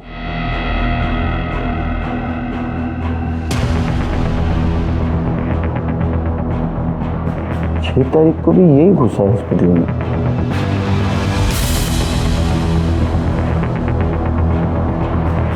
ये देखिए, तो पता, अब इसको पता था यहाँ सीसीटीवी है, इसलिए इसने अपना चेहरा नहीं दिखाया। अब तो अब समझ गए होंगे डॉक्टर पाटिल, ये आपका हॉस्पिटल का स्टाफ ही है।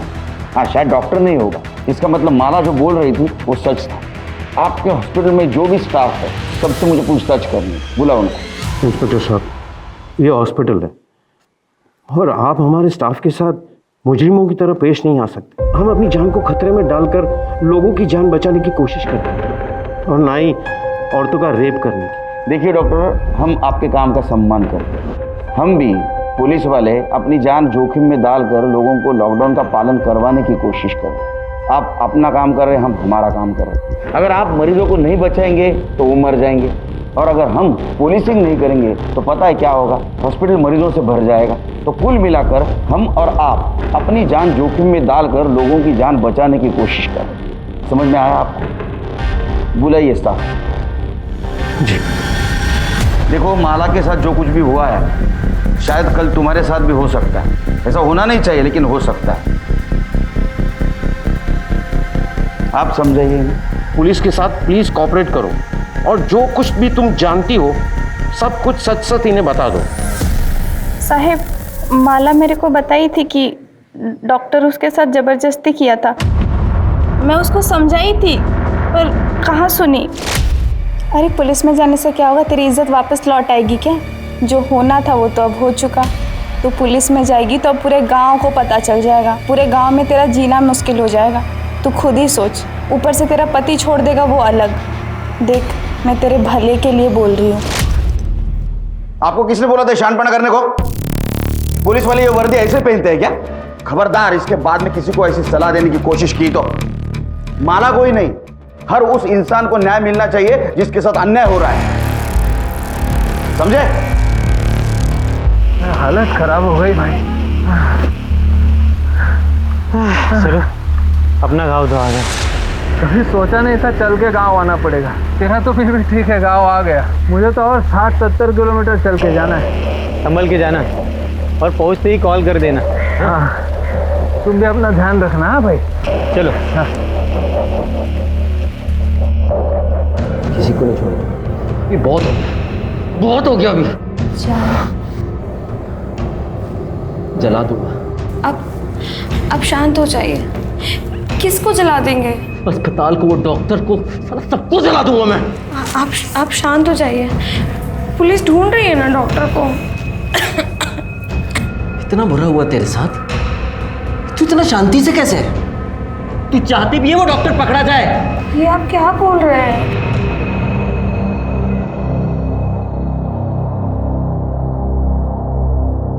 क्या हुआ साहब? वो डॉक्टर को आप लोग पकड़े कि नहीं? देखो राजू, केड़कर साहब अभी आए नहीं है, थोड़े टाइम के बाद आना। बाद में नहीं, मेरे को अभी जानने का है कि डॉक्टर को पकड़ने में आपको कितना टाइम लगेगा। अभी शोर मत मचाओ, ये तुम्हारा घर नहीं है, पुलिस स्टेशन है। हम लोग कार्रवाई कर रहे हैं। तो तुम्हारी जानकारी के लिए ये बता देता हूँ कि जिसने भी तुम्हारी बीवी के साथ जबरदस्ती की है ना, वो कोई डॉक्टर नहीं है। समझा मैं, अभी सब समझा मैं। वो डॉक्टर है, बड़ा आदमी है, पैसे वाला, तो उसको काहे को पकड़ोगे आप लोग? नहीं, गरीब मानुस। हाँ, गरीब की कौन सुनता है? कौन सुनता है साहब गरीब की? राजू, क्यों चिल्ला रहा है तू? साहब वो तेरी बात सुन ली, इसलिए तो कार्रवाई कर रहा है ना। जब पकड़ा जाएगा तेरे को इन्फॉर्म कर देंगे। फिर से पुलिस स्टेशन में आके राड़ा नहीं करने का, तो पहले तेरे को अंदर कर दूंगा। जा घर पे जा, निकल।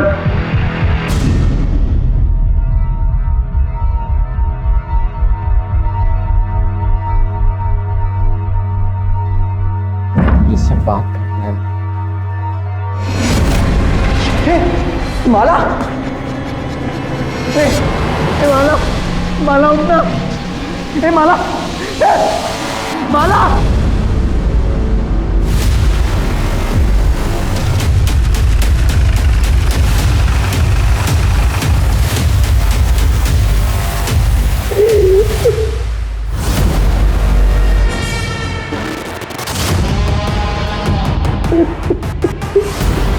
चल रहे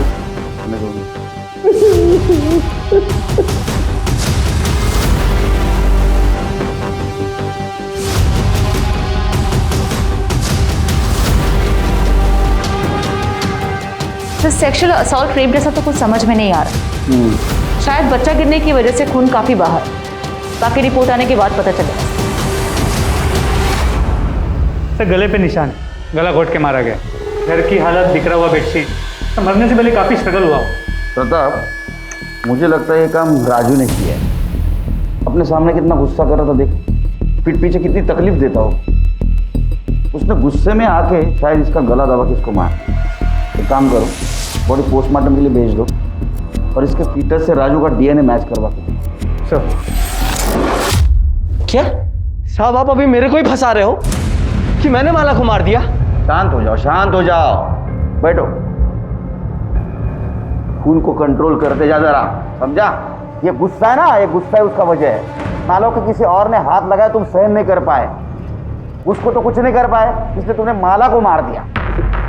लेकिन सर उस टाइम पे तो मैं पुलिस स्टेशन में था, आपके सामने था सर, मैं कैसे मार दूंगा उसको, आप बताइए ना। वो चाहना रे तू पुलिस से गवाही दिलवाएगा?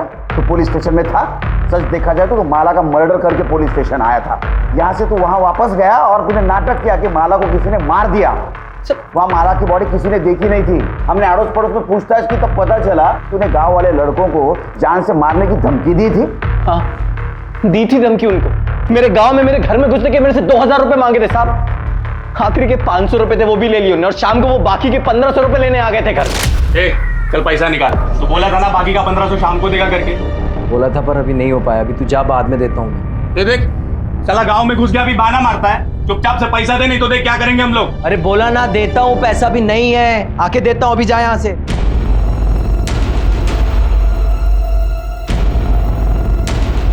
एक काम कर सकते हैं, पैसा छोड़ देंगे। क्या? तेरी बाइकों का हमको मजे लूटना। क्या क्या हाँ, बस एक बार मजे लेने दे, फिर तेरा पैसा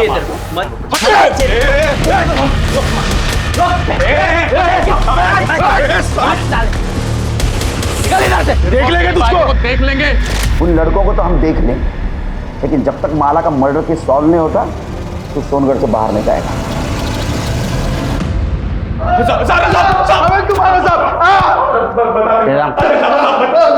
बोल।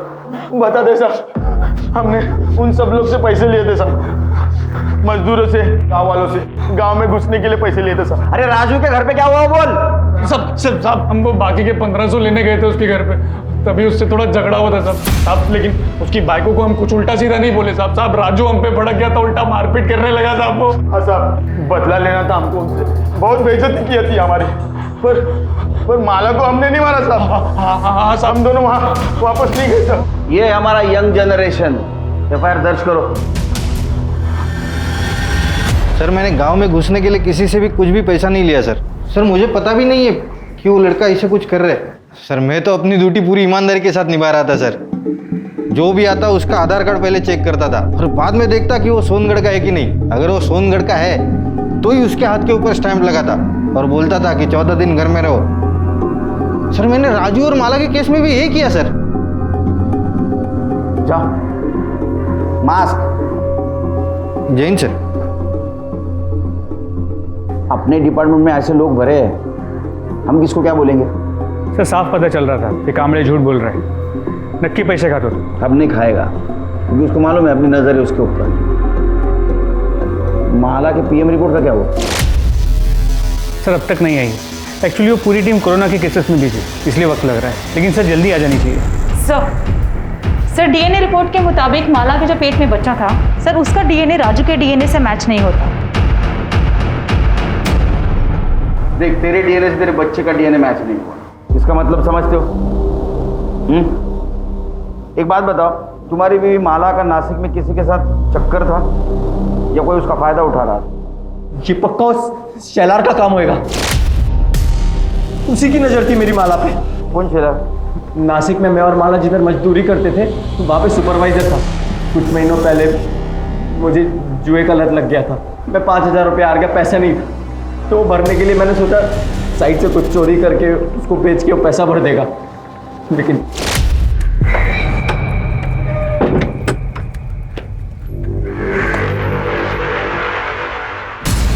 चोरी कर रहा है?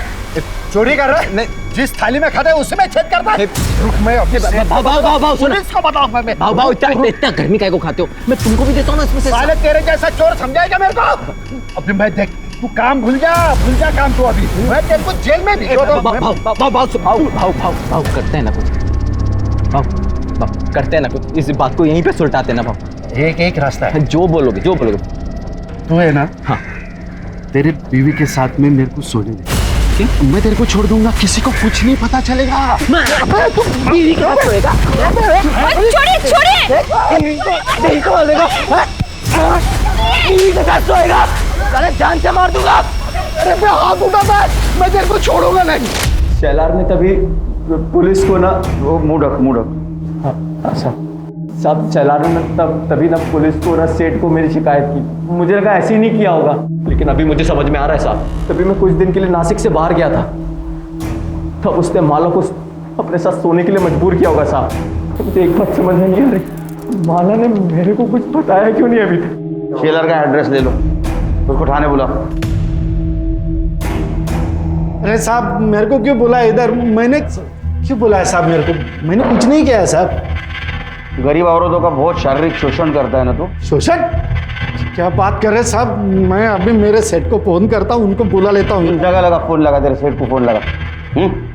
उसको भी समझने दे, उसका साइट सुपरवाइजर गरीब औरतों का कैसा शारीरिक शोषण करता है।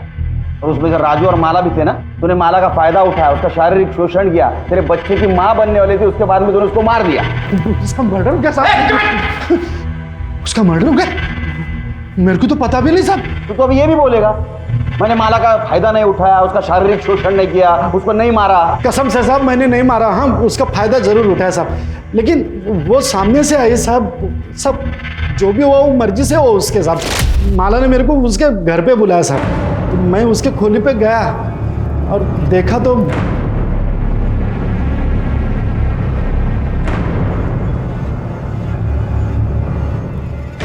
तुम्हें मेरे साथ सोना था ना, तुम्हें जो करना है तुम करो, बस राजू की शिकायत किसी से मत करना, ना पुलिस से और ना ही सेठ से।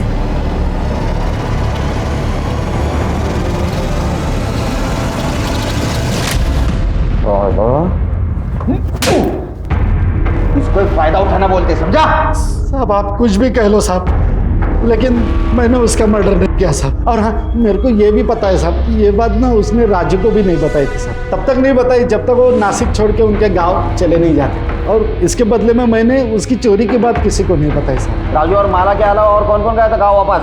वो ये विट्ठल और दत्ता गए थे माला और राजू के एक हफ्ते बाद। कौन सा गाँव?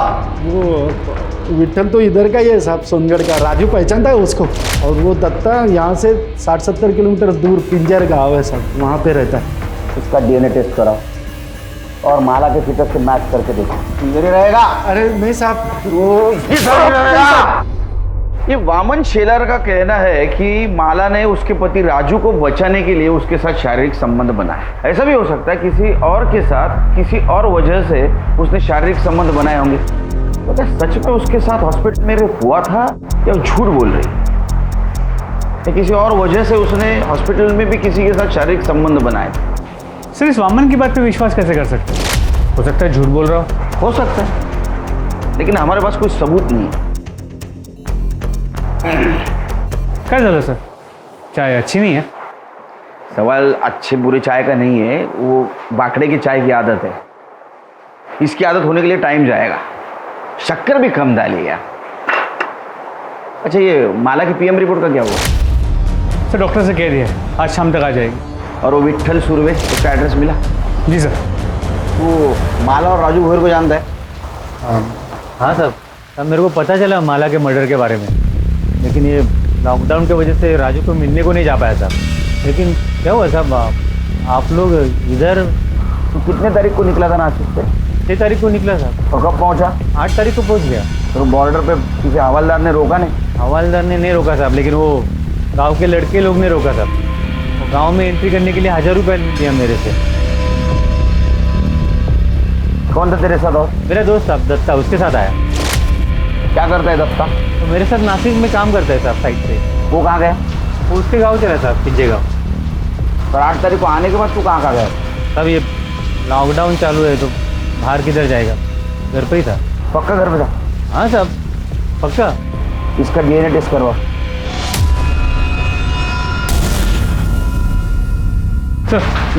सर माला की PM रिपोर्ट आ गई। चला नशीब चांगलं। अच्छा कुछ मिला? सर रिपोर्ट के मुताबिक उसकी मौत 9 तारीख की सुबह 10 और 12 बजे के बीच हुई है। और सर मौत की वजह खून बहने की वजह से नहीं, दम घुटने की वजह से। और जो ब्लीडिंग हमने देखी वो गला दबाने के प्रेशर से हुई। तो हमारा शक सही निकला, उसका मर्डर है। अब ये पता करना है कि उसका मर्डर किसने और क्यों किया। प्रताप मुझे लगता है राजू ने उसका मर्डर किया होगा, क्योंकि राजू उसको लेके बहुत पॉजिटिव था। उसको गुस्सा आया होगा कि उसके अलावा किसी और ने उसको हाथ लगाया। सर गांव के लड़के भी हो सकते हैं, हो सकता है उन्होंने बदला लेने के लिए माला को मारा। देख लेंगे तुझको, देख लेंगे। या फिर हॉस्पिटल में जिसने उसका रेप किया वो विट्ठल भी हो सकता है, क्योंकि विट्ठल 8 तारीख को गांव आया और 9 तारीख को माला का मर्डर हुआ। तमाम कोशिशों के बावजूद पुलिस भोसले हॉस्पिटल में माला का बलात्कार करने वाले अपराधी तक नहीं पहुंच पाई थी। बल्कि यह भी एक पहेली थी कि बलात्कार हुआ भी था या नहीं। जो साबित हुआ वो ये था कि माला का कत्ल हुआ था, लेकिन उसमें भी पुलिस उसके कातिल को ढूंढने की जद्दोजहद में लगी थी। वामन शेलार और विट्ठल पर पुलिस को शक तो था, लेकिन दोनों का DNA माला के अजन्मे गर्भ से मैच नहीं कर रहा था। यह केस एक नहीं बल्कि 3 सूरतों में पुलिस की नींद हराम किए हुए था। पहली, माला जब सोनगढ़ आई थी तो उसके पेट में किसका गर्भ था? दूसरी, हॉस्पिटल के आइसोलेशन वार्ड में उसके साथ बलात्कार हुआ था। क्या यह सच था या वो झूठ बोल रही थी? और अगर वो झूठ बोल रही थी तो क्यों? या फिर ऐसा था कि ये संबंध उसने अपनी मर्जी से बनाए थे? और तीसरी, वो कौन हो सकता था जिसने माला को उसी के घर में घुसकर मौत के घाट उतार दिया? पुलिस के पास संदिग्ध तो कई थे, लेकिन सबूत किसी के भी खिलाफ नहीं था। सर 8 तारीख को माला अस्पताल से डिस्चार्ज हुई और 8 तारीख को ही विट्ठल और दत्ता सोनगढ़ पहुंचे। और विट्ठल के मुताबिक तभी के तभी दत्ता अपने गांव पिंजगढ़ के लिए पैदल निकला, जो करीब 60 से 70 किलोमीटर दूर। सर हम सबको तो चेक कर चुके हैं, वो कौन हो सकता है जो माला के बच्चे का बाप था जिसने उसका मर्डर किया? ये दत्ता पिंजगढ़ कब पहुंचा पता करो। सर हमने विट्ठल की कॉल रिकॉर्ड्स चेक किए और उसमें यह पता चला कि 12 तारीख की रात को हमारी पूछताछ के बाद उसने एक नंबर पर 20 बार कॉल की। कितने बार? 20 बार। और सर बातचीत काफी लंबी हुई। नंबर किसका था? दत्ता राउत के। दत्ता राउत? अब बता, इतने फोन क्यों किया? साहब वो हालचाल पूछने के लिए फोन किया था साहब। हलचल पूछने के लिए 20 बार फोन? किसके हाल खराब थे, किसकी चाल खराब थी रे? वो साहब इधर उधर की बात कर रहे थे हम लोग। तू क्या वेड़ा समझ लगा मला? हाँ सच सच बता, ना तो इतना मारूंगा ना इधर का उधर हो जाएगा, समझा? नहीं साहब सब बताता हूँ साहब। उस दिन साइड पे काम जल्दी खत्म हो गया तो मैं और दत्ता राजू की खोली के बाहर दारू पी रहे थे साहब। तो राजू की खोली से कुछ आवाज आया। तो राजू के घर पे कौन आया? राजू आ गया क्या? देखते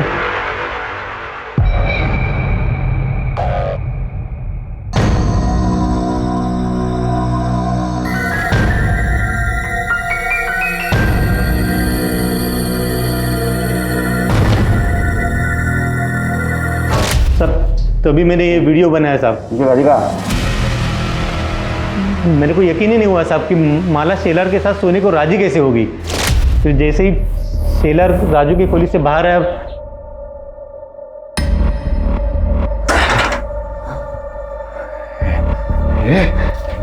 कपड़े उतर। भाव पागल हो गए क्या? निकलो निकलो यहाँ से, निकलो वरना मैं शोर मचाऊंगी। निकलो भाव। तू क्या शोर मचेगा? मैं मचाता है ना शोर, बुलाते हैं सबको और बताता है वो राजू इधर नहीं है ना, तो शेलर के साथ तू कैसे मजे मार रही है? कपड़े निकाल। भाव भाव छोड़ो, भाव निकलो निकलो यहाँ से। कपड़े उतार दिए कि बुलाओ सबको? साहब मुझे क्यों मार रहे? मैंने कुछ नहीं किया था। ये आराम कर, झूठ बोल रहे हैं साहब। नहीं झूठ बोल रहे, नहीं झूठ बोल रहे साहब। ये देखो साहब। अरे आज तू है ना ये, अब और मार खाने के बाद गलती हो गई साहब, गलती हो गई साहब। एक बार गलती हुई, बार बार गलती हुई। वो साहब मुझे शहर का तो मालूम नहीं है, पर मैं साहब 4 बार माला के घर पे गया, उसको बदनामी की धमकी दिया और बाद में उसको रेप किया और मार दिया। 8 तारीख को तू सोनगढ़ बॉर्डर पे इसके साथ पहुंचा। वैसा देखा जाए तो 9 तारीख को तेरे गांव पहुंचना चाहिए था शाम तक, लेकिन तू 11 तारीख को दोपहर में पहुंचा। 36 घंटे क्या कर रहा था रे तू? कहाँ था? थक गया था ना साहब, चल चल के, थोड़ा आराम करने के लिए रुक गया। 36 घंटे सो रहा था तू? सच बता, तो इतना मारूंगा ना पूरी हड्डी पसली एक कर दूंगा। बता दो साहब, बता दो, मारना बता। सच बता ना। वो साहब नशे के हालत में मैंने वो माला से जबरदस्ती तो कर ली साहब। बाद में अकल आई कि वो शेलर सिर्फ माला के साथ सोने की बात किया था, तो राजू ने उसकी हड्डी पसली तोड़ दी थी। मेरे बारे में उसको मालूम पड़ता तो मेरे को तो जान से मार देता था साहब। मैं बहुत डर गया था साहब, लेकिन फिर पता चला कि माला पेट से राजू लड्डू बांट। मतलब ये था कि उसको अब तक तो कुछ पता नहीं था, लेकिन माला साहब वो कुछ ऐसे घूर के और गुस्से से मेरे को देखती थी, लगता था कभी भी राजू को बता देगी। माला और राजू सोनगढ़ जाने के लिए निकले। उस वक्त तो माला ने मुझे कुछ से गुस्से से देखा था ना साहब, लगा था अब कुछ तो होने वाला। मैं डर गया था साहब। उसके बाद तो साहब वो राजू मेरे सपने में आता था साहब, मेरी छाती में बैठ के कोई तो से मेरे को मारता था साहब। नाटक मत कर। नाटक नहीं साहब। उसके बाद मैंने इसको बोला गांव चलते, दोनों साथ में ही गांव जाने के लिए निकले थे साहब। वहाँ सोनगढ़ के फाटे पे पहुंचे तो ये सोनगढ़ के अंदर चला गया। देखा कि इसने वो बच्चे, वो गांव के लड़के थे ना, उनको पैसे देके अंदर घुस गया। मैं तो सीधे अंदर नहीं जा सकता था ना साहब, तो मैंने रात होने की राह देखी ताकि वो लोग सो जाए। तो जैसे रात हुई मैं भी अंदर घुस गया। जाते ही पहले वो राजू का घर ढूंढा साहब, फिर रात भर उधर ही छुपा रहा। सुबह हुई, जिस वक्त राजू घर से निकला ना साहब, तो मैं घर के अंदर घुस गया साहब।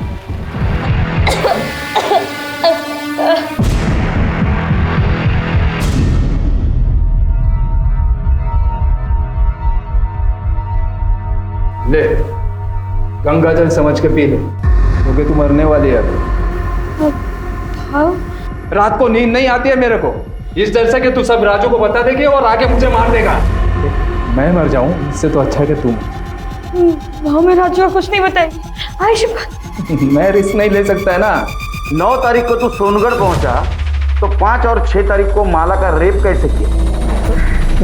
नहीं साहब, 6 तारीख को तो हम लोग नासिक से निकले थे गांव आने के लिए। 2 दिन तो रास्ते पे ही चल रहे थे। इसको पूछो ना साहब, साथ में थे हम लोग सब। मैं 6 तारीख को वहाँ था ही नहीं, तो मैं रेप कैसे कर सकता हूँ? माला का रेप और मर्डर दोनों केस फाइल करो, लेकर जाओ इसको।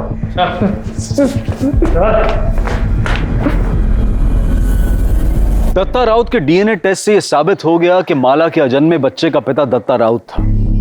माला के बच्चे और हत्या की गुत्थी तो सुलझ चुकी थी, लेकिन यह अब भी अनसॉल्व था कि अस्पताल में माला का बलात्कार किसने किया था। कौन हो सकता है जिसने कोविड-19 जैसी महामारी को ताक पर रखकर यह जुर्म किया? ऐसी विकृत मानसिकता वाले व्यक्ति को ढूंढने के लिए पुलिस ने इस केस की फिर से जांच शुरू की और यह पाया कि बलात्कारी कोई हॉस्पिटल के स्टाफ में से नहीं है, बल्कि बाहर का कोई व्यक्ति है। 5 और 6 तारीख को तेरी ड्यूटी थी ना, तो ये बता कितने आदमी और कौन कौन आए थे अंदर? किसको आने दिया था तूने? सर यहाँ कोई नहीं आया था सर, मैं किसी को आने नहीं दिया था, सिर्फ हॉस्पिटल का स्टाफ था। अच्छा, बहुत पर्टिकुलर आदमी है ना। चल खुल के बात करते। गांव वाले लड़के गांव में किसी को भी घुसने देने का एक आदमी का 1000 रुपए लेते, तेरा रेट क्या है? सर ये आप कैसी बातें कर रहे हैं? अरे दोस्ताने में बात कर रहा हूँ उसके साथ। हाँ, गलती मान ले। तूने अगर गलती मान ली तो एक मरी हुई औरत को न्याय मिलेगा, और अगर हम अपने पे उतर आए तो तेरे को न्याय दिलाने वाला कोई नहीं रहेगा। समझा? नहीं समझ में आया? सोच ले, तेरे को लेके गए हम पुलिस स्टेशन, बहुत पीट रहे, किसके पास न्याय मांगने के लिए जाएगा तू? बोलना। सर गलती हो गई, मुझे माफ़ कर दो। वो दोनों दिन एक ही आदमी आया था, उसने मुझे एंट्री करने के लिए पैसे दिए थे। बोल रहा था उसके अंकल भर्ती है, उससे मिलना चाहते। क्या नाम था उसका? विष्णु मात्रे। हमारे यहाँ पेशेंट है प्रदीप मात्रे, उनका भतीजा है। देखा, अरेस्ट करो इसे। साहब उस दिन मैं अपने काका से मिलने गया था, टेंशन हो रही थी कि टेंशन हो रही थी, और उधर हॉस्पिटल में एक औरत के साथ रेप हो रहा था, और तेरे अंकल और वो औरत, उनका वार्ड आजू बाजू में था। साहब ये क्या मेरे घर पे आके आप ये रेप वेप की बात कर रहे हैं? मेरे घर वालों को पता चल जाएगा तो क्या सोचेंगे वो मेरे बारे में? तेरे अंकल कोरोना पॉजिटिव थे ना, उनके हालचाल पूछ के आया था ना तू, फिर भी तेरा समाधान नहीं हुआ, फिर से उनके हालचाल पूछने चला गया, तब तेरी जान प्यारी नहीं थी? साहब मैं बोल चुका हूँ कि इस सबसे मेरा कोई लेना देना नहीं। आप प्लीज़ मुझे ज़बरदस्ती इसमें फंसाइए मत, और मेरे ही घर में आकर अगर आपको मेरी ही बेइज्जती करके मन भर गया होगा तो आप प्लीज़ जा सकते हैं। हम तो जाएंगे। हाँ चलो, अच्छा एक काम करते ना, तुम्हारा डीएनए टेस्ट करवा लेते। तुमने कुछ किया ही नहीं ना, तो करवा लेते डीएनए टेस्ट। हाँ, अगर तू ना करेगा तो पुलिस वाले शक करेंगे तेरे पर। नहीं मतलब हाँ हाँ हाँ हाँ ले लो। डीएनए के टाइम वो विष्णु की हालत देखी तुमने कैसी हुई थी? मुझे लगता है रेप उसने किया होगा, क्योंकि 5 और 6 तारीख को उसके अलावा हॉस्पिटल में कोई नहीं आया, और हॉस्पिटल के सारे स्टाफ की हिस्ट्री तो हम लोगों ने निकाली है। लेकिन सर हमारे पास उसके खिलाफ कोई सबूत नहीं है। हमने डीएनए सैंपल लिया तो है, लेकिन उससे क्या हो? हेलो हेलो, आएगा कोरोना का वैक्सीन आएगा, टेंशन मत लो। सॉरी सर, मैं केस से रिलेटेड ही कुछ ढूंढने की कोशिश कर रही थी। सर आइसोलेशन वार्ड में बेडशीट को डिस्ट्रॉय करने के लिए एक प्रोसीजर फॉलो किया जाता है, ताकि अगर कोई पॉजिटिव पेशेंट मिले उसका इन्फेक्शन दूसरे तक ना फैले। सर अगर भोसले अपने हॉस्पिटल में ये प्रोसीजर फॉलो करता है तो सर विष्णु की गर्दन दबोचने का मौका है हमारे पास। कैसे? सर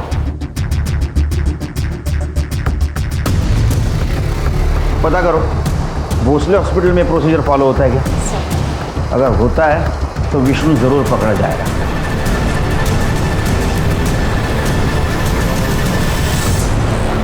क्या है साहब? हाँ चल उधर चल। एक बात बता, कोविड-19 के पेशेंट के बेडशीट के साथ क्या किया जाता है? डिस्ट्रॉय किया जाता है उसको। अब हमारा नसीब अच्छा कि माला की बेडशीट हमारे हाथ लग गई। देखनी है फोटो? दिखा? इसके ऊपर साफ साफ माला के बेड का नंबर दिख रहा है। तो ये सब मेरे को क्यों बता रहे साहब आप? वो इसलिए बता रहे कि उसके ऊपर जो ड्राइड सीमेंट्स के ट्रेसेस मिले वो तेरे डीएनए से मैच हुए हैं। अब बताएगा नहीं बताएगा? बैकवर्ड साहब नहीं साहब बताता हूँ साहब, बताता हूँ। बोल। 5 तारीख को मैं सच में अपने काका से मिलने गया था। उसके लिए मैंने गार्ड को रिश्वत भी दी थी, लेकिन जब वहाँ से वापस आ रहा था तो मैंने देखा अकेली औरत बेड पर पड़ी है, तो मैं अपने आप को रोक नहीं पाया साहब। अगले दिन मैं गार्ड को रिश्वत देकर सिर्फ उसी के लिए वहाँ पे गया था। मैंने ध्यान रखा कि मेरा चेहरा सीसीटीवी कैमरा में ना आए।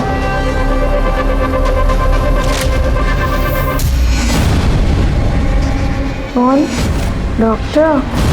गरीब, लाचार और बीमार औरत के ऊपर अत्याचार करने में तुम जैसे लोग मर्दानगी समझते हैं। वो बेचारी कोविड-19 से तो बच गई, लेकिन तू और तेरे जैसे दरिंदों से नहीं बच पाई। चार्जशीट फाइल करा। कोरोना वायरस जैसी महामारी और लॉकडाउन ने हमें बहुत कुछ सिखाया है और बहुत कुछ दिखाया भी है।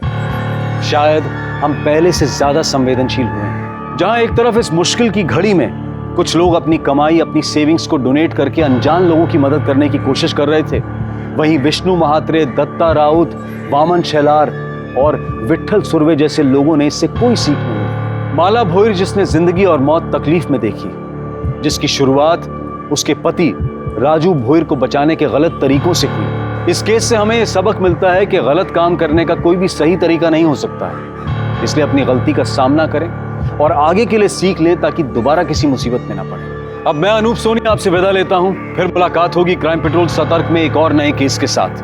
तब तक अपना और अपने परिवार का ख्याल रखें, सतर्क रहें, सुरक्षित रहें और देखते रहें क्राइम पेट्रोल सतर्क। जय हिंद। इस तरह के और भी एपिसोड देखने के लिए हमारे चैनल को सब्सक्राइब करें और बेल आइकन दबाना ना भूलें।